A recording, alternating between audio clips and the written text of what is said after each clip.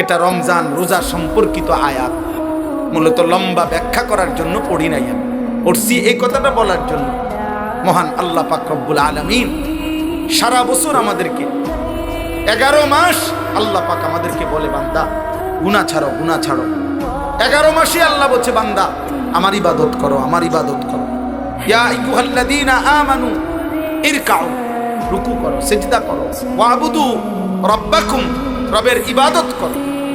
কিন্তু বলতে বলতে 11 মাস পরে আল্লাহ যেন আবার মায়া করে বলতেছে, আচ্ছা বান্দা যাও, 11 মাস কম বেশি হইছে, ঘাটতি হইছে, ঠিক মতো হয়তো খেয়াল করো নাই, তুমি কিছু ভুল করে ফেলছো। বান্দা ঠিক আছে, সব কিছু ঝেড়ে মুছে আরেকবার ঘুরে দাঁড়াও। আমি চলো, ঠিক আছে বান্দা, আমি আল্লাহ মূলত চাই।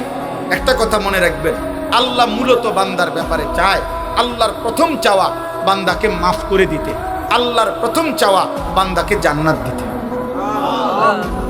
বুঝেন নাই কথাটা? মূলত অনেক সময় আছে যে অনেকে ওই যে কথাটাই ঘুরাইতে আছে, মূলত হে হে ফিট তো চাইতে আছে, অন কথাটা মিলাইতে পারতেছে না, কিন্তু তার ভিতরে ক্ষোভ হইল, তার উপরে জিদ উড়াল, তারে মারণ, ক্ষতি করা। আল্লাহ বলে না, বান্দা তোমার ব্যাপারে আমার প্রথম চাওয়া মাফ করে দিতে, তোমার ব্যাপারে আমার প্রথম চাওয়া জান্নাত দিতে। আমি জান্নাত দেব বেশি। বান্দা সাবাকাত রাহমাতি আলা গাযাবি, আমার রাগও আছে, আমার রহমতও আছে, কিন্তু আল্লাহ বলছে বান্দা আমার রাগের আগে আমার রহমত চলে,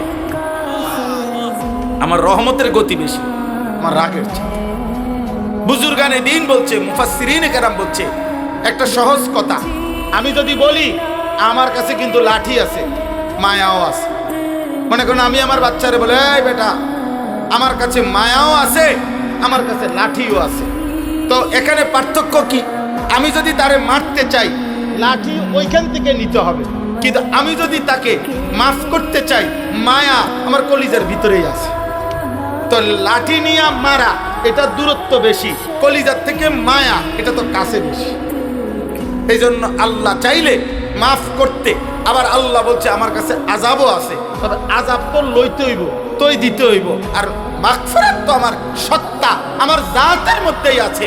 আমিই তো গাফুর, আমিই তো রাহিম, আসলেই মাফ করে দেব আমি, চোখের পানি ফেললেই মাফ।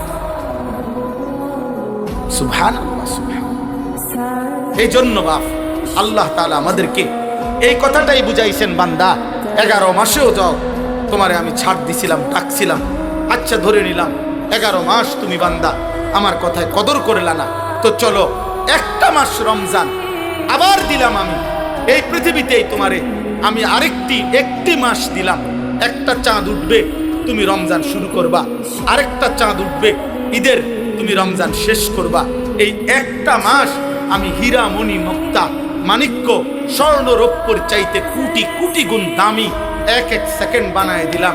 এবার তুমি বান্দা, তোমার যে বললাম আমি মাফ করতে চাই বান্দা, আমি না বলছি তোমারে জান্নাত দিতে চাই, চলো বান্দা এই মাসটা কমপক্ষে কদর করো। তুমি সেজদা দিবা একটা, আমার ফেরেশতা উঠাবে 70টা। তুমি ডাকবা একবার, ফেরেশতা লিখবে 70।